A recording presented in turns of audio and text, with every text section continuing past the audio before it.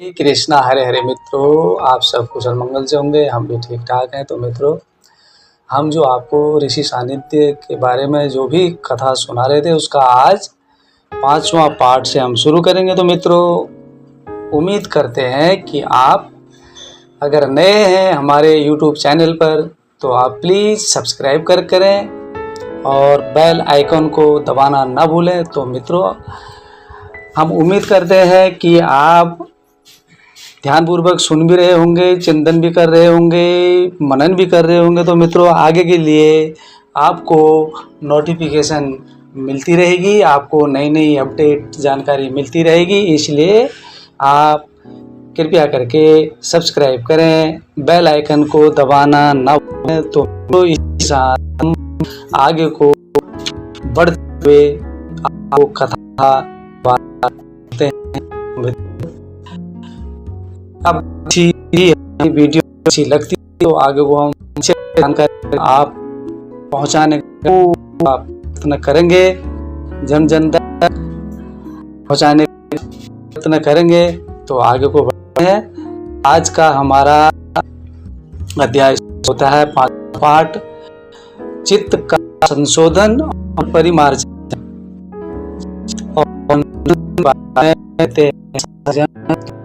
आगे को धन सुरक्षित के लिए तिजोरी घर में बना आवश्यक है। यदि दुर्गंध युक्त जिंदगी जो की तो तिजोरी का उपयोग होता है और गंदगी को पहुंचने वाली स्थायी हो जाती है। के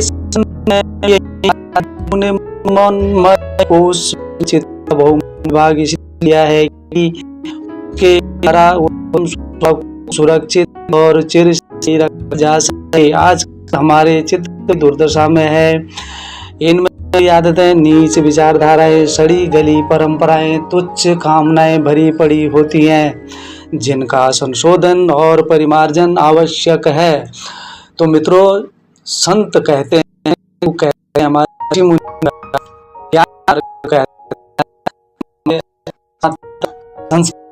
सनातन है कि का शोधन चाहिए, में नहीं करना चाहिए। तो इसका अगर हम जिस प्रकार धन जो भी है, धन तिजोरी में जो रखते हैं तो वो सुरक्षित करके रखते हैं। तो उस तिजोरी में तो वो सुरक्षित नहीं रहती, वो जो जहाँ की ले जाएंगे वहाँ अच्छा वातावरण, नकारात्मक कुछ भी नहीं रहेगा। ये जो है तिजोरी है, बड़ी अंतर्मा है। इसमें जो है सत्य की ही चीजें रखनी है तो इसमें से सुगंध आएगी। और अगर असत्य अगर नकारात्मक चीजें रखेंगे तो दुर्गंध के सिवाय कुछ भी नहीं आएगी। इसलिए तो मित्रों, सत्य ही चित्त है, असत्य ही दुर्गंध है। तो मित्रों, आगे को कहते हैं, जैसे कच्ची मिट्टी को सूख लेती है और रंग तथा गंध को देर तक अपने में धारण किए रहते हैं, उसी प्रकार के द्वारा जो विचार जाते हैं और शरीर होते हैं उनका औचित्य पुण्य में संस्कार से जम जाता है। यो संस्कार समयानुसार परिपक्व सुख के कर्म की नहीं करता है। चित्त का संशोधन और परिमार्जन हो जाए तो उसमें जन्म जन्मांतरों में भी नष्ट हो जाता है। प्रारब्ध लोगों अतिरिक्त भविष्य में बनने वाले कर्म भोग की अनायास ही घट जाती है। तो आगे को कहते हैं कि जैसे मिट्टी पानी को सोखती है और रंग तथा गंध को देख अपने समाई चाहे अंदर तो ठीक है वो सूखने तब तक उसके अंदर है। के किए हैं शरीर पर है, हमने में भी चीज तो अलग जो है उनके बारे में ऋषि मुनियों ने विस्तार पूर्वक बताया है कि सत और असत से ही जुड़ा हुआ है। सत असत प्रेम भाव उसी से जुड़ा हुआ है। तो मित्रों, तो ये चित्त का संशोधन और परिमार्जन के बारे में जो ऋषि मुनियों ने जो बताया है कि अगर असत चीजें अगर मन में रहेंगी तो दुख के सिवाय कुछ भी नहीं होगा। तो मित्रों, आगे को बढ़ते हैं। उद्विग्न मत होइए। वो कहते हैं कि उद्विग्न मत होइए। विपत्ति पड़ने पर लोग चिंता, शोक, निराशा, भय, घबराहट, क्रोध, कायरता आदि विषात्मक के आवेशों से ग्रस्त हो जाते हैं और संपत्ति आने पर अहंकार, मद, मत्सर, अतिभोग, ईर्ष्या, द्वेष आदि उत्तेजनाओं में फंस जाते हैं। ये दोनों उत्तेजनाएं मनुष्य की आंतरिक स्थिति को रोगियों, बालकों एवं विक्षिप्तों जैसी कर देती है। ऐसी स्थिति मनुष्य के लिए विपत्ति, त्रास, अनिष्ट, अनर्थ और अशुभ अतिरिक्त और कुछ उत्पन्न नहीं कर सकती। जीवन एक झूला है जिसमें आगे भी और पीछे भी झोंके आते हैं। झूलने वाला पीछे जाते हुए भी प्रसन्न हो जाता है और आगे आते हुए भी अनियंत्रित तृष्णाओं की मृग मरीचिका में मन अत्यंत दीन, अभावग्रस्त और की तरह व्याकुल रहता है। मित्रों, उद्विग्न मत होइए। कहते हैं कि उद्विग्न नहीं चाहिए मनुष्य को। चाहे कितनी भी विपत्ति पड़ जाए तो हिम्मत, अपना हौसला नहीं छोड़ना चाहिए। अन्यथा विपत्ति जब आ जाती है, लोग क्या करते हैं, चिंता, निराशा और घबराहट, क्रोध, कायरता आदि तो इन ग्रस्त हो जाते हैं। इन चीज़ों में बिल्कुल भी नहीं आना है। घबराना बिल्कुल भी नहीं है। अपना सन्मार्ग को बिल्कुल भी नहीं छोड़ना है। अपने धर्म मार्ग का त्याग नहीं करना है। शांति बनाए रखनी है। ऊपर वाले पर विश्वास करना चाहिए। तो इन चीज़ों में नहीं पड़ना चाहिए। और कुछ तत्व ऐसे हो जाते हैं, अगर थोड़ा बहुत जिता जाता है तो क्या करते हैं, मैं हूँ, कुछ हूँ, मैं कोई मेरे सामने नहीं है और अहंकार आ जाता है। जहाँ अहंकार घर आ जाता है तो मित्रों वो जो है अहंकारी बन जाता है। तो दुष्ट रहता है, दृष्टि बदल जाती है, तो उसके विचारधाराएं बदल जाती हैं। तो क्या होता है, हर घड़ी क्षण दुखी रहते हैं, कष्टों ना जो है दुर्भाग्य अनुभव रहते हैं। इससे आप उद्यम मत होइए, मत हार मत। तो जो दूसरा आएगा उद्यम होइए के बारे में जो उन्होंने जानकारी दी। तो मित्रों, चिंतन ये मन ये जन तक पहुंचाने का आप भी इसको जो है कष्ट करेंगे तो राम के मार्ग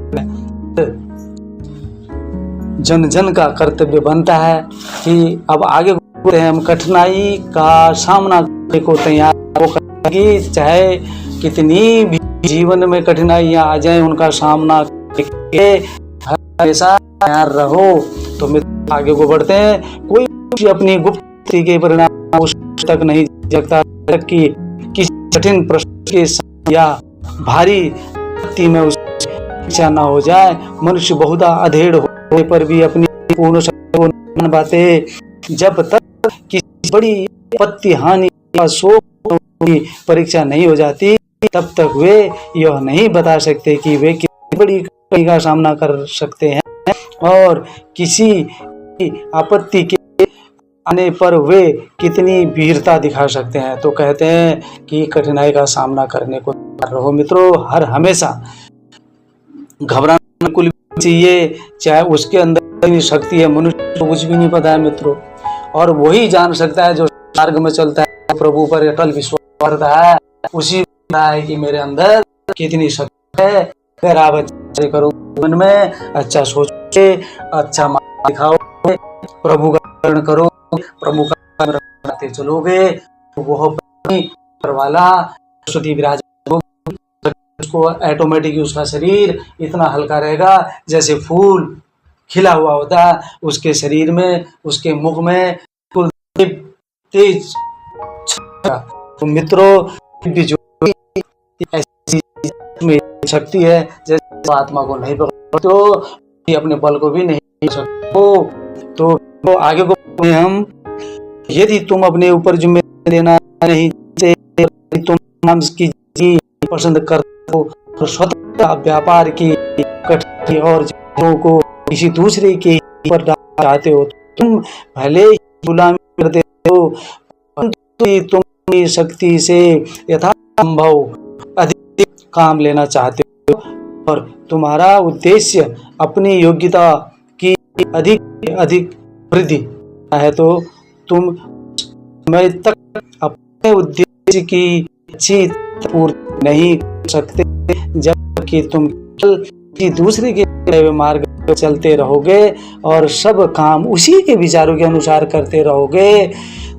तो बोलते हैं कि जब तक अपने आप को स्वतंत्र नहीं करते और दूसरे के ही अधीन में रहोगे, दूसरा को कुछ आपको वहाँ ले जाना चाहता हो, जो व्यापार करना चाह रहा है, क्योंकि दूसरों की बताए अपने अंदर आत्मा नहीं सुन रहे हो, अपने ऊपर वाले नहीं सुन रहे हो, अपने से बातें नहीं मान रहे हो, अपने नहीं मान रहे हो, तो क्या करोगे? आप यही कहे हुए पे चलो, क्योंकि वो आपसे काम कर रहा है और तो अपना उल्लू सीधा करता है, आप उस पीछे भागे रहे हो, आपको तो ऊपर विश्वास ही नहीं है।